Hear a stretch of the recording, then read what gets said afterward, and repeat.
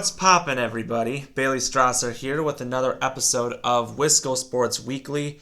I have not made a video in some time because I've been focusing on work and music and a lot of other things, but I figured since it is almost the draft, I figured it's time to really go on and make our official 7-round mock draft for the Green Bay Packers. This is going to be interesting to see what really happens.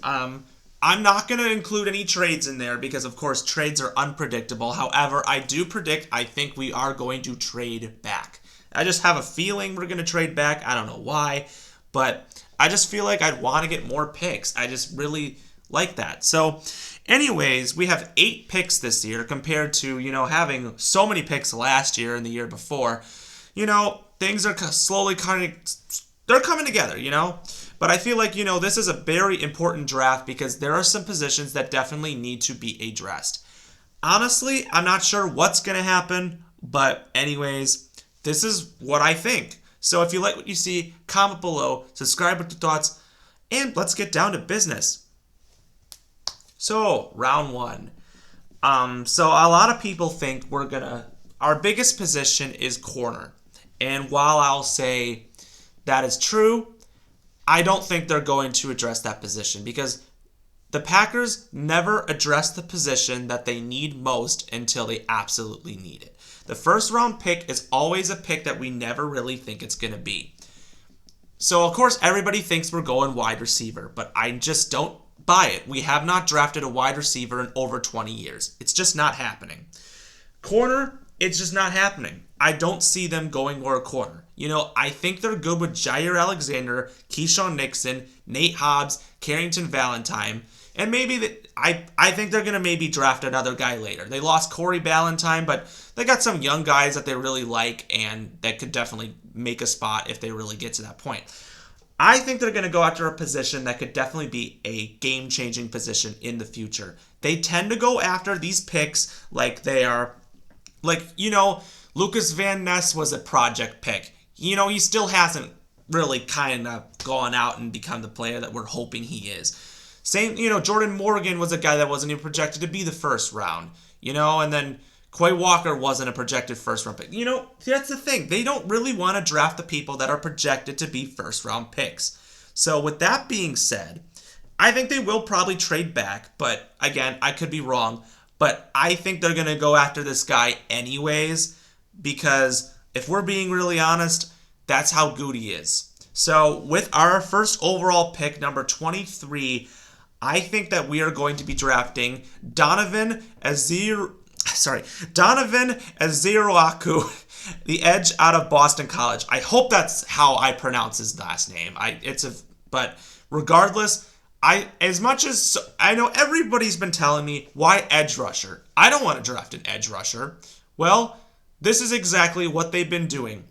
When they have 2 guys that they really think that are going to be the position players, they lost Preston Smith, and that was a huge loss. They need a big guy that definitely could really work well within Jeff Hafley's system. And speaking of which, Boston College. Oh, wait, that's one of his former players. Makes sense to me.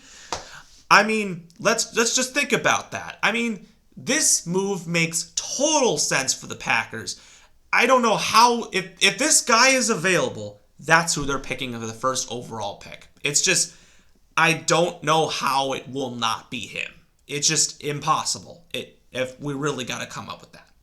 Round 2. So we got 1 pick in round 2, number 54. And with the 54th overall pick, I know this one's might be a little bit of a, oh, really? This is the guy that they decided to go with? I say they're going with Alfred Collins, the defensive tackle out of Texas. Now, everyone's like, okay, why wouldn't you go wide receiver right here? I will tell you why. Because there is a bigger position that needs to be addressed, and that is the loss of TJ Slaton. TJ Slaton is a run stuffer. You're going to lose out on a guy that can stuff the run as well as he can. It's going to be hard to try to figure out somebody that can really put in that work. And Alfred Collins is exactly what TJ Slaton is. This is a guy that's projected to be picked around here, But knowing the Packers, they just tend to go with the people that they think fits best for their scheme. With that being said, Alfred Collins makes the absolute most sense for the second overall pick. Going on to the third overall pick, this is where I say they go with the wide receiver. Number 87, I say they're going to go with Torrey Horton, the wide receiver out of Colorado State. He was a top 30 visit. They always tend to go with wide receivers, not from big name schools. They really, and then guys that are pretty tall, I guess you could say are taller. I just don't think Tetsuroya McMillan and Emeka Abuka, who are the only two wide receivers actually worth drafting, in my opinion. Those are the only two guys that are worth drafting. I think they'll both be taken by this point. I think they're going to go with someone who is I think he's 6'2 and a half, so maybe 6'3. He's a little lengthier, but this is a guy that really had phenomenal stats all throughout his Colorado State career. I think he is a fantastic receiver. He's definitely my pick. Going on to round 4. Now you address something that also needs to be addressed for the future. Rasheed Walker becomes a free agent at the end of next season, and it's most likely that Zach Tom is going to be getting that extension at some point this season. Rasheed Walker probably will not be getting an extension, which means they're going to have to find somebody at that position. And if we come to it, the right guy is Anthony Belton. He's the offensive tackle out of North Carolina State. This would be a great guy. I think he's honestly one of the best tackles in the draft. I think he would be a steal for the Packers. And I think it would be a great move. Likely he would be a backup, or you could put him at guard or something, but, knowing how the Packers are. But he could definitely be starting at that spot in the future, whatever they decide to do with the line, but this could definitely be a great move for the Packers. Round 5, pick number 159. I know this one's kind of you're really going to go after that position, but I think it's really important if they have depth at that position. I'll just say this. I'm going to say Jordan James, the running back out of Oregon. I think they need to actually draft a running back. If Josh Jacobs goes down, who do you have? You don't have anybody. You drafted Marshawn Lloyd last year, but who knows if he's 100% healthy.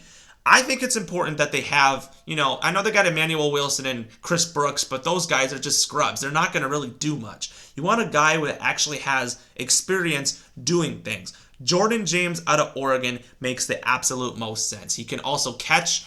He's a tough runner. He's an elusive back. We need a guy like that, and I think it would be a great pickup for the Packers. Round 6, number 198. I think here is where you go for the backup corner. And I think, there's a lot of names that kind of stick out to me. I'm not thinking really much, but if I had to pick somebody, I'm going to go with Justin Wally, the cornerback out of Minnesota. He's a great lockdown corner. I know the name for a while because of Big Ten play. It's a good pick. I would go with, if he's available, I would go with him. He's been down for a while, and he's a backup. He's no star, but he's a backup. That's what would make a lot of sense. Round 7, pick number 237. I think, this is where you might want to take a quarterback. They did that with Michael Pratt last year. He never made the team. But the thing is, a lot of teams are going to be asking for Malik Willis. My belief is at some point he is going to be traded. And it's much as I'm like, why would they trade him? Well, that's what's going to happen. I take a chance on somebody that might actually really kind of stand out. If it comes to it, I guess they'll just have to go after a quarterback. Maybe Curtis Rourke, the quarterback out of Indiana. He only had 1 year as a starter, but he had with Indiana, but he had a really good season, and Indiana had their best season in years. This is a guy that actually can maybe have proven success. But you know what? He could be a backup or a third stringer. I think it's not a bad move to go after a quarterback that that's a lot older, that has sort of some experience that can be put in a void, but you never know. And then round 7, pick number 250. This was, I think, one of our compensation picks. They're just going to pick up a depth position. That one really is going to be out of the blue, and I'm not even sure who they're going to go at this one.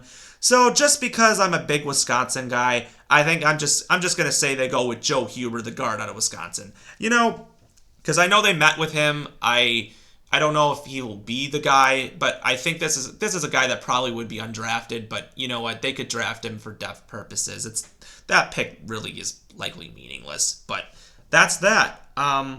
It's interesting to see what I think can happen. But if you like what you see, subscribe below, comment with your thoughts. I mean, we start the draft on Thursday, guys. Really excited. But anything can happen. We will see you next time.